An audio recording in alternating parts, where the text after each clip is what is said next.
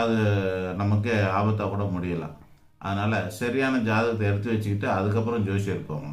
அப்போ அந்த மாதிரி போகிறது தான் நல்லது. ஒரு டாக்டர்கிட்ட போகிறோம், தப்பான ரிப்போர்ட்டை வச்சுக்கின்னு ட்ரீட்மெண்ட் கொடுத்தோம்னா என்ன ஆகும் சொல்லுங்கள்? தப்பான ரிப்போர்ட்டை வச்சுக்கிட்டு யாரதோ ரிப்போர்ட்டை மாற்றி கொடுத்துட்டாங்க.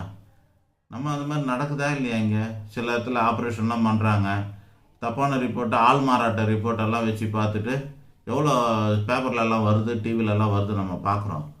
அதே மாதிரி தாங்க இதுக்கான முக்கியத்துவம் கொடுக்கணும். ஜோசியத்துக்கான முக்கியத்துவம் கொடுக்கணும், ஜாதகத்தான முக்கியத்துவம் கொடுக்கணும். ஜோதிடர் ஜாதகத்தை பார்த்து சொல்கிறாரு. ஜாதகம் பிறந்த நேரத்தின் அடிப்படையில் கணிக்கப்படுவது. பிறந்த நேரம் நீங்கள் சொன்னால் தான் எங்களுக்கு தெரியும்.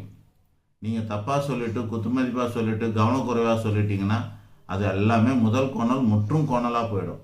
அதனால் சரியான ஜாதகத்தை எழுதி வச்சுக்கோங்க. இல்லைன்னா நாங்கள் ஹெல்ப் பண்ணுறோம், வந்து பாருங்கள். நன்றி, வணக்கம்.